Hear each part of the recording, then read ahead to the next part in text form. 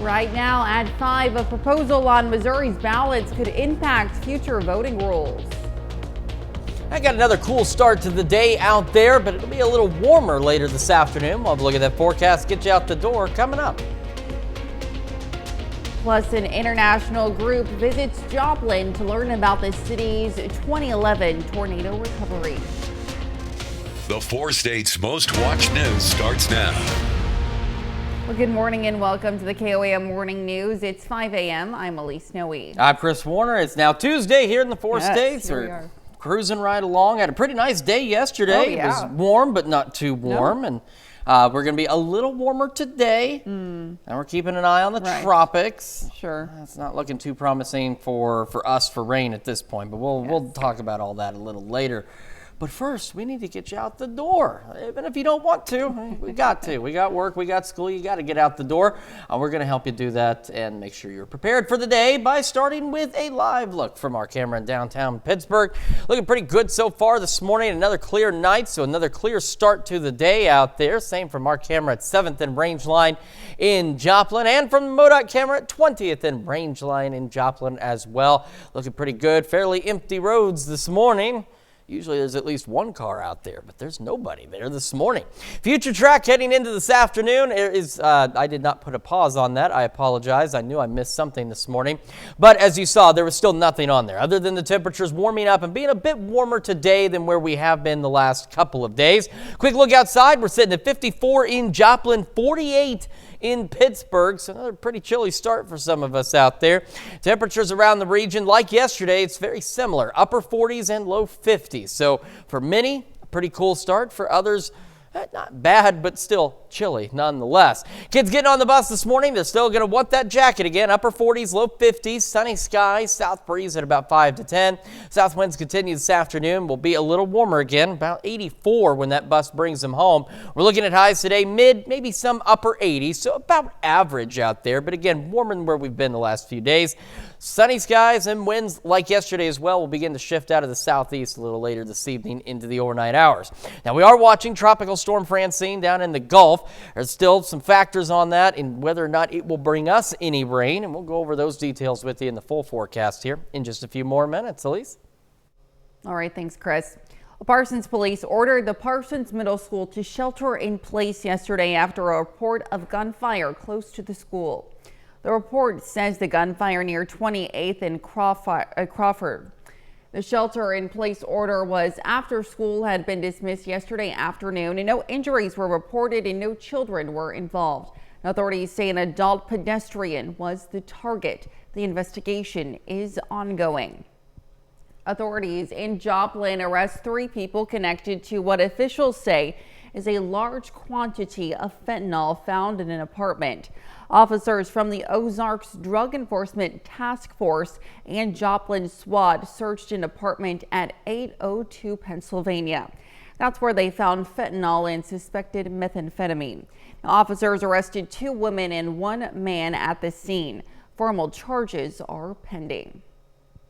Last Thursday, we shared a story of a 19-year-old woman who survived a fall near Mother Nature's crack, and last night it happened again.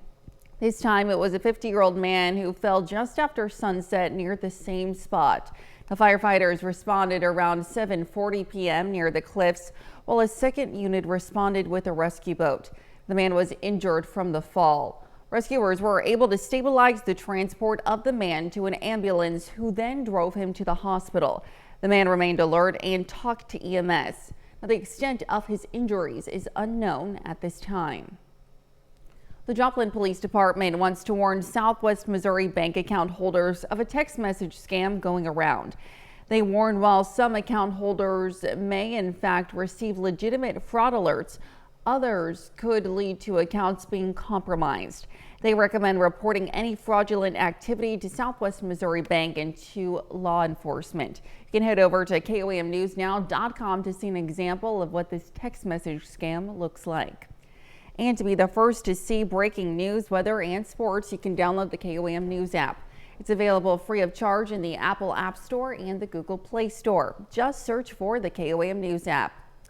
Kansas Governor Laura Kelly directs flags to be flown at half-mast in recognition of the 23rd anniversary of 9/11. The directive applies throughout the state of Kansas from sunup to sundown this Wednesday to honor the nearly 3,000 lives taken during the terrorist attacks on September 11, 2001. A constitutional amendment added to Missouri ballots could change the state's voting laws. This November, Missourians will vote on a ballot amendment that, if passed, would stipulate only U.S. citizens can vote in Missouri elections.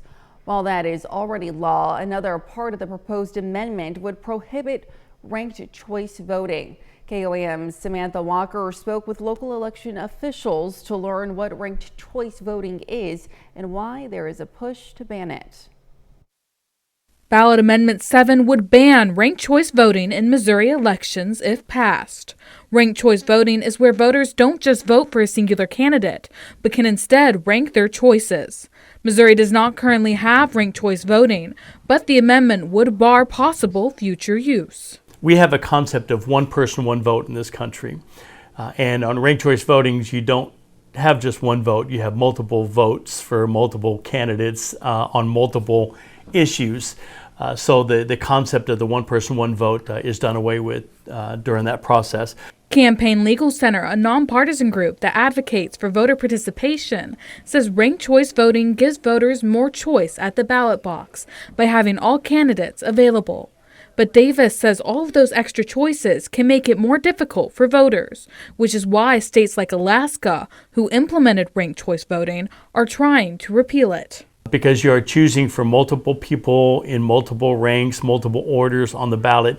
And as somebody who runs the elections in Jasper County, and we have people that don't even fill out the current ballot correctly, is very scary to think about how convoluted it's going to be. He says if ranked choice voting was ever implemented in Missouri, it would likely take longer for voters to get official election results. There was a number about Minnesota that it took them 13 days to certify an election because they had to count and recount, etc. What most people don't understand is somebody has to get 50%. So if we were to have an election in August and nobody got 50%, then we would have to have an election in September. And if nobody got 50%, we would have to have another election. So we could have 4, 5, 6 elections for the same races prior to the November election. Reporting in Jasper County, Samantha Walker, KOAM News. Now, 5 other states have banned ranked choice voting since April of this year, including Oklahoma. On the Missouri ballot, a yes vote would be in support of prohibiting ranked choice voting and multi-winner outcomes in state elections. Well, a group of international emergency managers arrived in Joplin yesterday to learn some lessons from the city. Now, the group representing 7 nations hopes to learn more about Joplin's recovery efforts following the 2011 tornado. One city representative hopes the story of Joplin's recovery is about hope and success. Proud of the way that our community has rebuilt, and economically we're in a stronger place than ever. And so to tell that story and explain all the steps and all the pieces that have to be in place to be able to make that happen for your community, that's a really compelling story to tell. Global Ties KC, a nonprofit hosting the group, brought the team down from the Kansas City area yesterday to spend the day in Joplin. And that's a look at this morning's top stories and weather in our first 7 minutes, coming up on the KOAM Morning News. Pitt State football climbs the rankings in the latest coaches poll. We'll have the details. Plus, the Princess of Wales has announced she has completed her chemotherapy treatments. And we have a warmer and sunny day today. We'll have what to expect with Chris Warner in the Skywatch Weather Center. You're watching the KOAM Morning News. We'll be right back.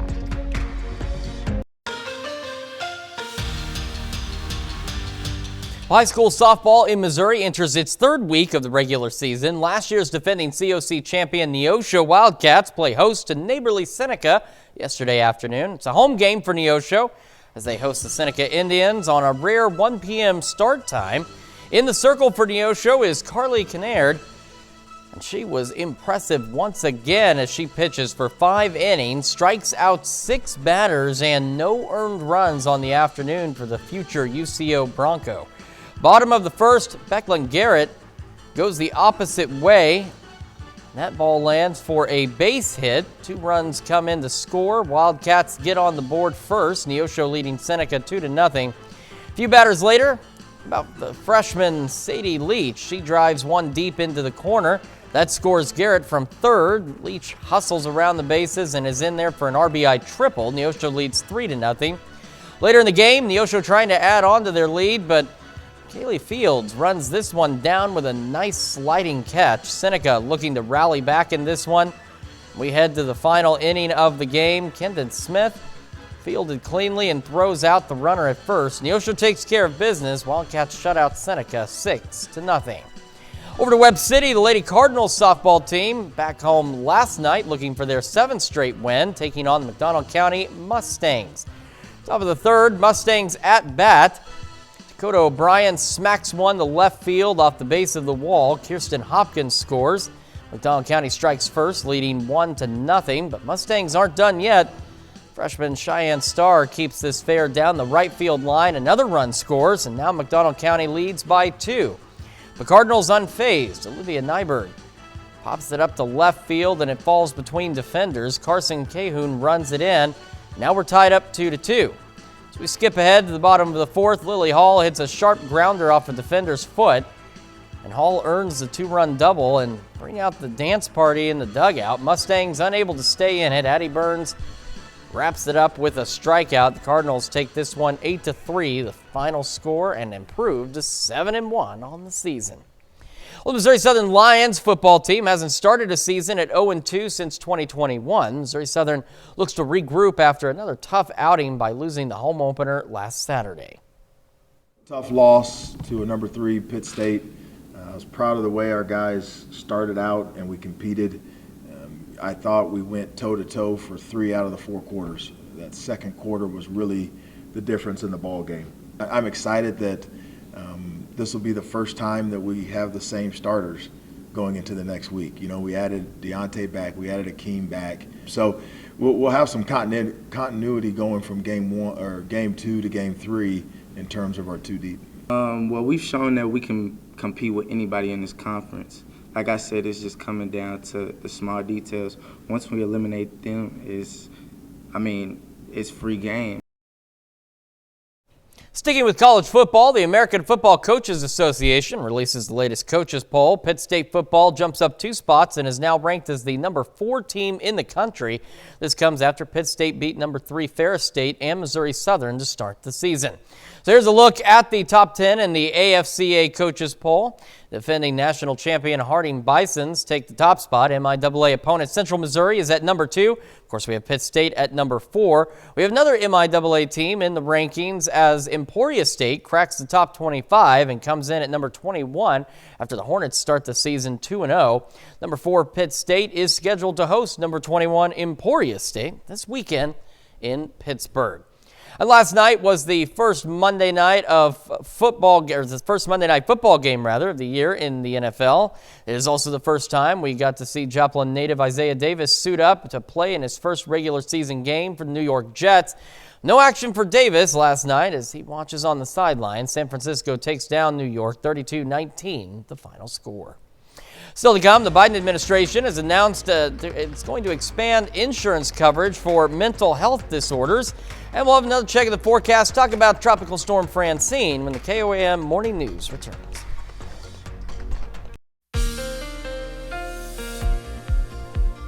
Welcome back to the KOAM Morning News. 5:18 now on this Tuesday morning, about to be 5:19. We're going to start with a live look from our camera downtown Pittsburgh, looking fairly good this morning, as is our camera at 7th and Rangeline in Joplin. We'll take a quick look at the MoDOT camera at 20th and Rangeline, also looking fairly good this morning as well as folks get their day underway. And we're looking pretty good from the KDOT camera 69 at Kansas Crossing, of course, just south of Pittsburgh. All right, so we got a lot to talk about. First, the future track for us us. And honestly, I may just skip a little bit here simply because at least in the short term, in the next 24 hours or so, there's really not much out there. We're going to have a southerly breeze. Temperatures a little warmer today, which means we'll be a little milder tonight, but still on the cool side, upper 50s, low 60s. Maybe a stray cloud or two on Wednesday. Otherwise sunny again, and we'll be a little warmer on our Wednesday. So by noon tomorrow, we're into the mid 80s for most of us, ahead of highs into the low 90s. What we want to talk about that's going to potentially have a slightly larger impact is what happens as we head into Thursday and Friday. And so that's the thing. And we're watching the timing on this. As we go into Thursday morning, we're going to start to look at mostly cloudy skies. This is Francine starting to sneak in from the south. Right now, she's expected to stay to our east, but could still bring an isolated shower or storm for us as we head into our Thursday and Friday. But at this point, it looks very isolated. We're going to get down to the business on Francine right now. So right now, winds are at 65, so still tropical storm, moving north-northwest at 5. So it's expected to strengthen to hurricane status before too much longer this morning and be a Category 2 hurricane as it makes landfall into southern Louisiana. And right now, the current path of Francine, this is what we're talking about, as it continues to lift to the north, will keep it to the east of our area. But you see how broad that cone gets as we head into later into the week by Thursday, Friday. So we'll have to see. If it can track a little further to the east, my goodness, more coffee is what's needed. If it can track a little further to the west, that would increase some rain chances for our area. But if it follows the further east track, best we're going to get is some cloud cover and maybe some cooler temperatures out of the system as it rolls in. So here's what it looks like going down the road. Right now, again, sticking with that farther easterly track for Francine, keeping most of the rain, which we do need, off to our east. But it does at least get cloud cover in here, and it will bring our temperatures down because we'll get an easterly wind off of Francine as it continues to lift off to the north. But by Friday at midnight, you can see it's trying to get a few showers in here. So it's something we'll continue to watch over the next few days and see exactly what path it takes. But so far, a lot of consistencies are keeping it well to our east, which means, unfortunately, other than maybe some cooler weather, we're not going to get much out of it. You may have noticed some haze out there lately as well, and this is the smoke tracker heading into this afternoon. And you can see as we go through this afternoon, into the evening, and into our Wednesday, we've got a fair amount of haze across the area. That's what made things look a little darker, for example, from our Pittsburgh camera yesterday morning after the sun began to rise, it wasn't clouds.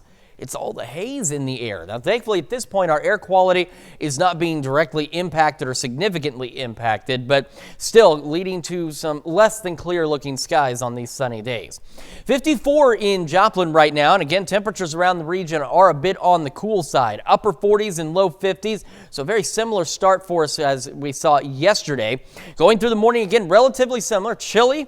Nice by late morning, so mid-50s by 8, low 70s by 11 o'clock out there. As we go down the road again today, we're looking at mid to upper 80s, so about average, warmer than where we have been. Low 90s, though, Wednesday, so above average. Then we'll have to see what Francine does between Thursday and Friday, but could bring our temperatures down at least briefly. And then we'll go back up into the upper 80s, right around 90, maybe a pop-up storm or two by next Thursday. That's Check Your Forecast. We'll be back with Health Watch right after this. Topping Health Watch this morning. Well, the Biden administration has announced a rule to expand insurance coverage for mental health and substance use disorders. Under the rule, which becomes official Monday, private insurance plans should provide the same level of coverage for mental health as they do for physical health. That would mean adding more providers to insurance plans and also reducing red tape that providers currently have to navigate. The White House says that up to 40% of American adults have anxiety or depression, yet mental health care treatments are often out of reach, with people needing to go out of network and pay out of pocket. Now, the rule enforces a 2008 federal law that required equal coverage for mental health. However, the White House says insurers have made that difficult for patients to actually receive. Well, starting today, all mammogram reports and results letters sent to patients must include an assessment of breast density. It's due to a new FDA rule aimed to help reduce delayed cancer diagnoses. About half of all U.S. women ages 40 and up have a dense breast. Now, dense breast tissue can hide cancer on a mammogram because the tissue looks white, similar to how lumps and tumors appear. Women with dense breast tissue also have a higher risk of developing breast cancer. Now, the new requirements don't provide specific next steps for patients with the dense breast, but they recommend women talk with their providers about their individual risk and a screening plan that's right for them. Well, about 300,000 U.S. men are expected to be diagnosed with prostate cancer this year, according to estimates from the American Cancer Society. And the organization says more patients are now learning they have this disease late stage. Amanda Gaither has more on the misconceptions when it comes to screening for prostate cancer and when experts recommend men have it done.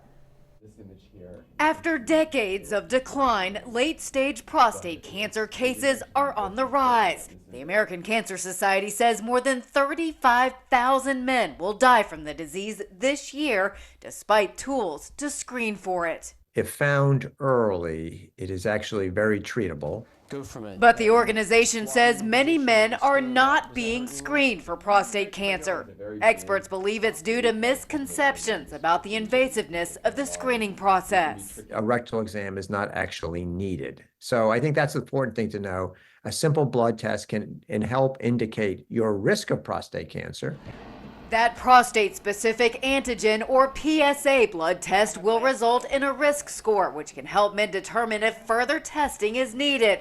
The American Cancer Society recommends men talk to a doctor about screening as early as age 40 for those who have one or more first-degree relatives diagnosed with prostate cancer at an early age. Men 50 and older at average risk should also have the discussion. There's a lot of fear that if one goes down a certain pathway, that before you know it, one's headed to a major operation. But it's really important to know you can start with a simple blood test and have a lot of information which can really guide, further treatment decisions. For Health Minute, I'm Mandy Gaither.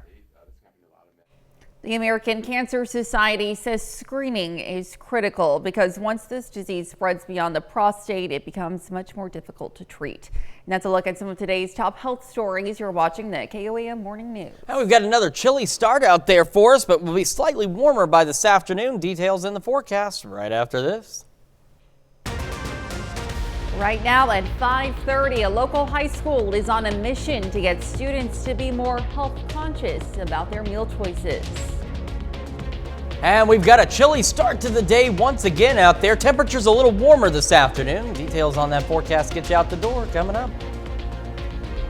Plus, a nonprofit in Columbus has some big dreams for some little sleepers. The 4 states' most watched news starts now. Good morning and welcome to the KOAM Morning News. It's 5:32. I'm Elise Noe. I'm Chris Warner. It's Tuesday here in the 4 states. We're getting through the week just fine. Hopefully everybody had a good Monday. Was Monday good?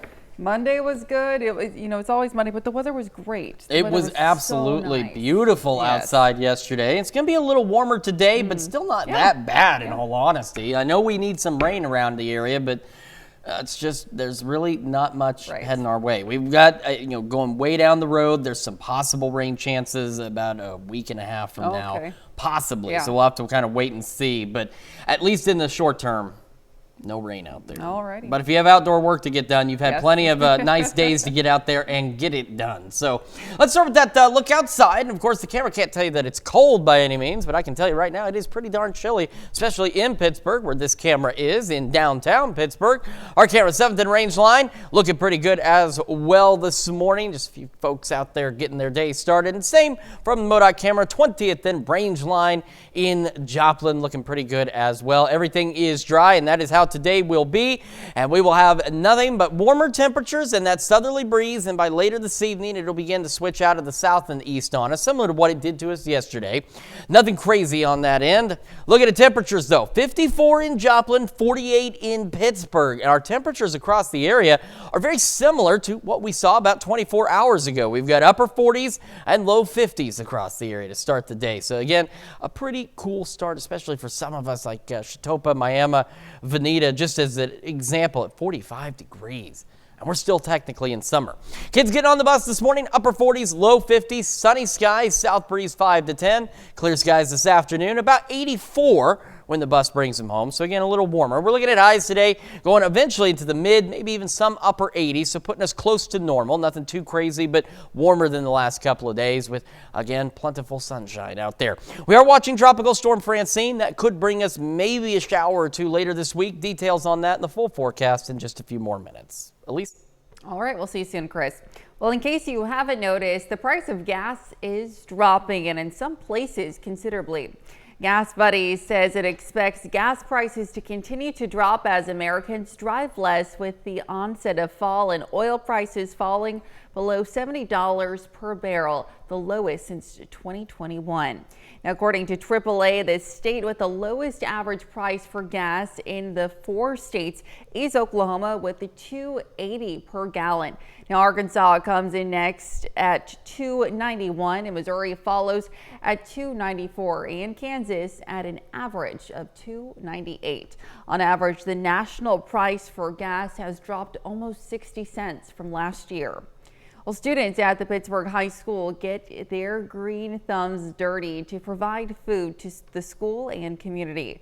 Now, the Purple Dragons can lay claim to the first standalone hydroponic container farm located on school grounds in Kansas. The goal is to spread container farms across the Sunflower State.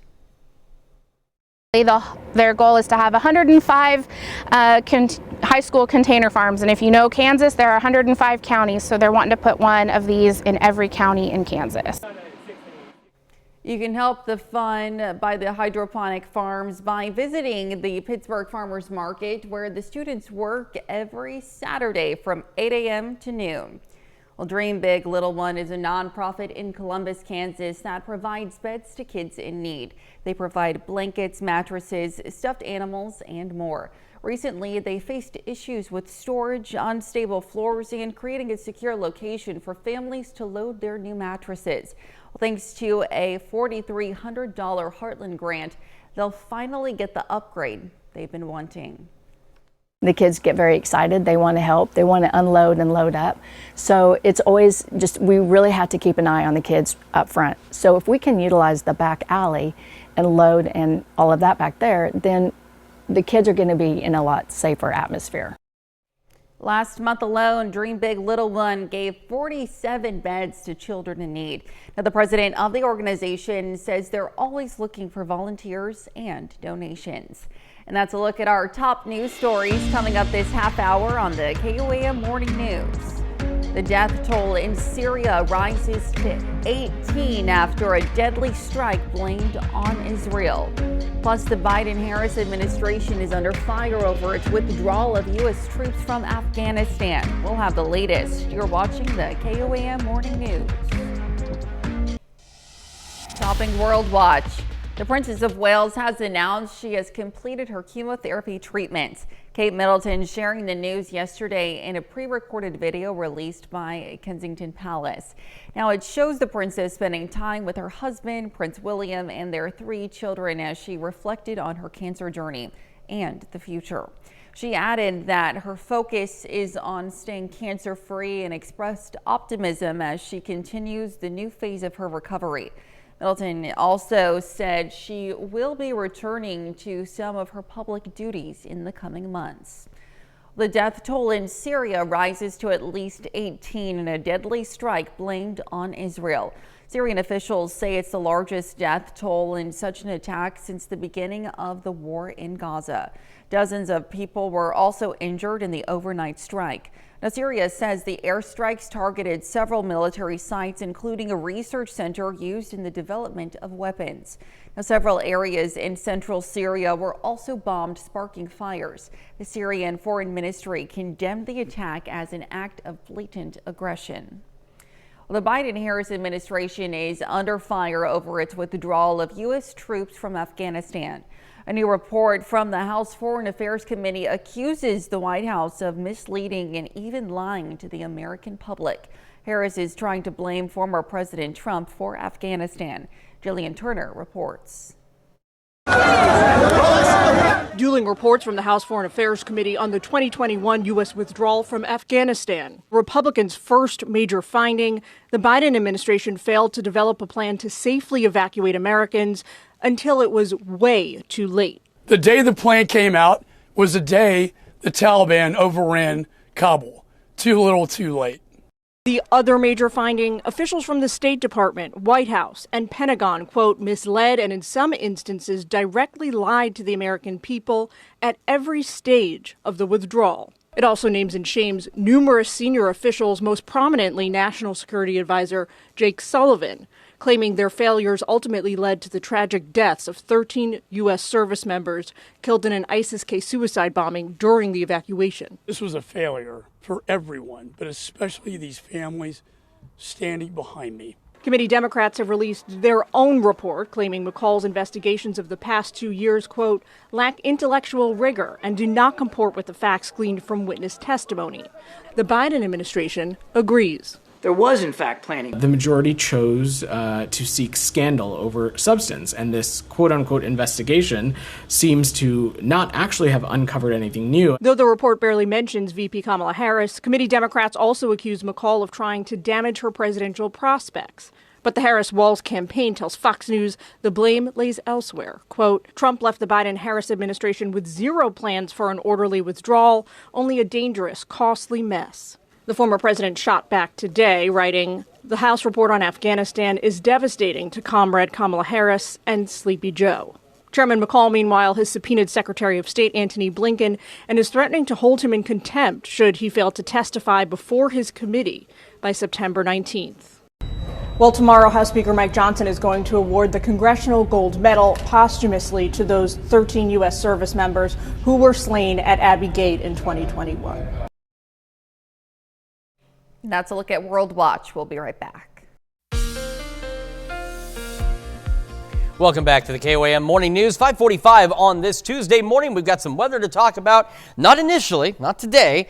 I mean, it's going to be sunny today. That's what we talk about. But we're still tracking Tropical Storm Francine down in the Gulf, and we're going to get to all the details on that in just a moment. For today, though, we're going to be a little warmer than yesterday and the day before, but not significantly so out there. We'll have that southerly breeze by noon. We're looking at upper 70s, right around 80 degrees. Our highs today, mid to upper 80s across the region, so putting us a little closer to average out there. So it'll feel warmer. We're going to notice it's warmer, but it's not going to be overly hot by any means, at least for September standards. As we head into tonight and into our Wednesday, another cool one, upper 50s, low 60s, but we're going to see a lot more low 60s and a lot less upper 40s like we're seeing this morning across the area. Maybe a stray cloud or two on Wednesday. We'll have that southeasterly wind continuing, and we'll be warmer even yet on our Wednesday as temperatures start to climb upper 80s and maybe even some low 90s out there. Then we have Francine. There's a lot that we've got to watch with Francine. With tropical systems, there's a lot of different paths they can take. A lot of things can change, especially this far out. But as we end to Thursday, now on what we consider the short-range future track here, it only goes a few days out. You can see by Thursday morning, we've got cloud cover rolling in from the south and east from Francine. Off to our southeast is what's left of Francine, giving us the winds and also bringing us cooler temperatures and more cloud cover. Now the question is, how close will Francine get to us by Thursday and Friday? And if it can get close enough to give us any kind of rain chances out there. Now, the short-term future track doesn't show much in the way of rain. The long-term one at this point doesn't either, but it's still something we'll watch because if it decides to take a slightly more northerly track at any time, that'll change its impact on us. So here it stands right now, still tropical storm status out there, moving north-northwest at about 5. It's expected to become a Category 1 hurricane a little later today, and by tomorrow morning, winds to 90, gusts to 115, Category 2 status by the time it's getting ready to make landfall into southern Louisiana. So that's what we're going to keep an eye on. So you can see the cone here as well, the path it's expected to take. Tropical storm status as it gets into parts of Mississippi, southwest of Jackson. And then we get a little further down the road. Now you can see how close the cone does circle back up to us. If it tracks that far to the west, then we'll get a bit more rain across our portion of the area. If it stays on this easterly track or even further east than that, say toward Paducah, then we won't see much other than some clouds and some rain. So it's something to keep an eye on. The other future track also showing where we could see them. We're going to skip right into Friday because this one's showing the possibility of Francine giving us maybe some late shower chances on Friday. In fact, actually, this new update not showing any shower chances out there at all. Let's skip right ahead to the 7-day because we're just about out of time. So again, today, mid-upper 80s, low 90s tomorrow, still sunny. Clouds increasing from Francine Thursday, Friday. Temperatures decreasing a bit, maybe some showers out there. And then after that passes, we'll warm back up, upper 80s, low 90s, maybe some additional storms toward the end of next week. That's Check Your Forecast. We're back with more right after this. Well, here's a first look at a new Dust Bowl era thriller, and Donald Glover postpones the rest of his North American tour. Here's Rick Damigella with the Hollywood Minute. The gray man is everywhere. You can't keep him out. Sarah Paulson takes on the horrors hiding in the dust. This is your first look at the Depression-era thriller Hold Your Breath, which sees the actress protecting her family from a sinister presence. The film arrives on Hulu on October 3rd. Donald Glover postpones the remaining dates of his final tour as Childish Gambino. The musician announced on social media that he is going to take time to focus on his physical health and that all dates will be rescheduled. Okay, let's see if we can get through one of these skits. Sketches. Davey, please. Okay, you ready, Kevin? Oh! SNL's rough start is revealed. The upcoming comedy Saturday Night follows the hurdles the legendary sketch comedy series faced, getting ready for its premiere broadcast in 1975. Fans will see how it all came together when the movie opens wide on October 11th.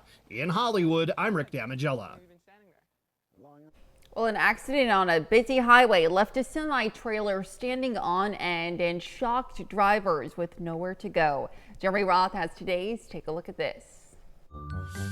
A bizarre accident on a Virginia highway left traffic snarled for hours after a semi-truck's raised trailer collided with an overhead sign. State police say the truck was traveling westbound on I-64 when the enormous raised bed struck the highway sign and stopped there, standing upright as the cab continued on. What also stopped? Hundreds of cars halted by the surreal accident. After hours of waiting, authorities began telling drivers to just go back the other way. It was such a mess, even the other road signs were all turned around. Sorry, I couldn't resist. Officials say they're still investigating why the truck's bed was raised prior to the collision, but thankfully the driver was not seriously injured. He was, however, charged with reckless driving. Another weird roadway scene, this one in Los Angeles, where a helicopter landed smack dab in the middle of a bustling freeway. Officials say the chopper reportedly experienced mechanical issues about an hour after takeoff before being forced to execute an emergency landing in the express lanes of the 110. No one was injured, but the lanes had to be closed while the stopped chopper was removed. Finally, authorities in Maine are still trying to figure out how to repair a historic wooden bridge that was simply no match for a super heavy dump truck that fell right through the bottom.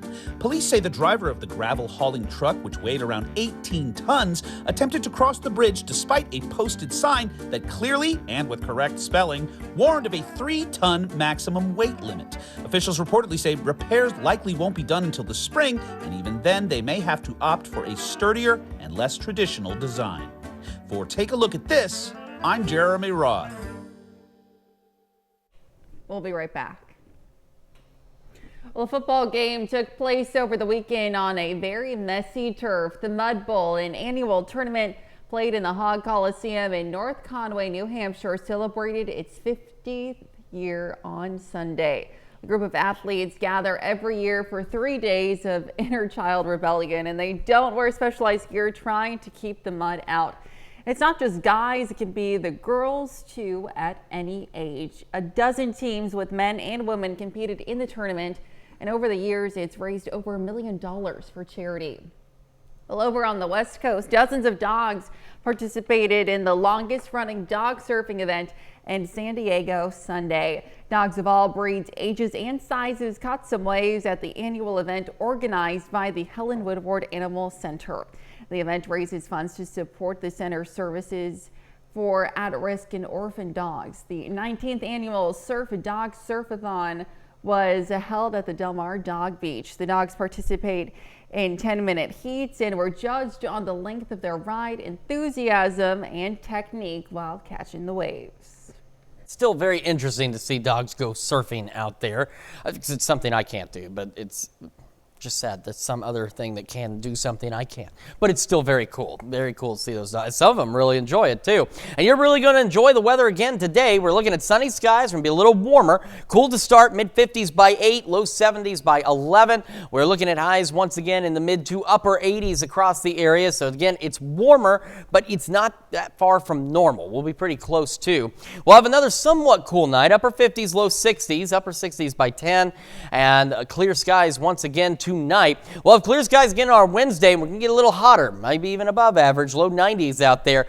Then we've got to see what Francine does as we go into Thursday and Friday, whether or not it brings us any rain, and what the impact of the cloud cover will be. Depending on how close it gets, it could drop our temperatures, and at least that's the expectation at this point.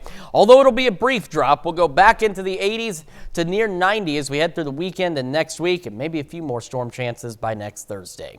We'll be back with more right after this.